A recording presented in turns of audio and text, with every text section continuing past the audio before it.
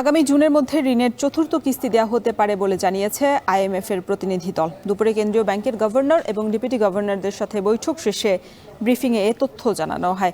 এ বিষয়ে বিস্তারিত জানতে চাই, আমাদের সাথে যুক্ত হচ্ছেন সহকর্মী আতাউর নিয়ন। আতাউর, ব্রিফিংয়ে আর কি জানানো হয়েছে বিস্তারিত জানাবেন।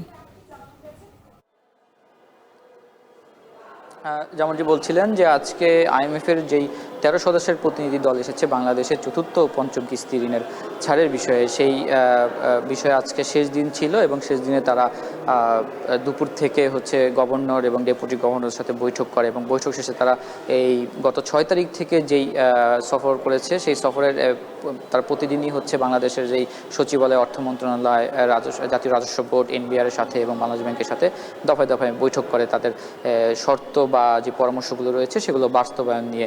তো সেই জায়গায় আজকে তারা যে বিষয়গুলো তুলে ধরেছে বা তাদের নজরে যে বিষয়গুলো এসেছে সেই জায়গা থেকে তারা একটি সংবাদ সম্মেলন করে। সেখানে তারা জানায় আসলে যে ঋণ ছাড় কবে পাওয়া যাবে সেই প্রশ্নের বিপরীতে তারা জানায় যে আসলে বর্তমানে বাংলাদেশের সফররত যে আলোচনা শেষ হয়েছে সেটি আমেরিকাতে যেই চলতি এই মাসেই যেই বসন্ত সম্মেলন রয়েছে আইএমএফ এর, সেই সম্মেলনেও আলোচনা চলবে এবং পরবর্তীতে তারা আশা করছে যে আগামী চলতি অর্থ বছরের শেষে বা যে জুন মাস আছে তার শেষ হওয়ার আগেই হয়তো ঋণের কিস্তি ছাড় হতে পারে। এছাড়া যেই পরামর্শগুলো দিয়েছে সেখানে বলা হয়েছে যে জিডিপি অনুযায়ী যে কর আহরণ রয়েছে তা অনেকটাই কম তাদের শর্ত অনুযায়ী। তো সেটি বাড়াতে হলে অবশ্যই বাংলাদেশকে রাজস্ব যে এনবিআর রয়েছে তাকে সংস্কার সহ যে কর ছাড় দেওয়া হতো, বিগত প্রতি সময় কর ছাড় দিয়ে আসা হচ্ছে, সেই কর ছাড়গুলো সব বাতিল করতে বলা হয়েছে। এবং সেই সাথে যে ডলার বাজার রয়েছে সেখানে বলা হয়েছে যে ডলার বাজার বর্তমানে যে অবস্থায় রয়েছে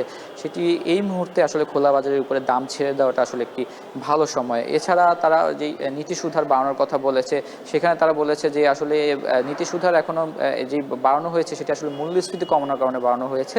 তো আগামীতে এই নীতি সুধার কমানোর বিষয়টি বাংলাদেশ ব্যাংকের উপরে থাকবে, তবে মূল্যস্ফীতি কমে আসলে অবশ্যই যেন সুধার কমানো হয় সেই বিষয়ে তারা পরামর্শ দিয়েছে। এছাড়া কঠিন মুদ্রানীতি তারা বরাবরই বাস্তবায়ন করতে বলে মূল্যস্ফীতি নিয়ন্ত্রণের কারণে, সেটি তারা আবারও পরামর্শ দিয়েছে।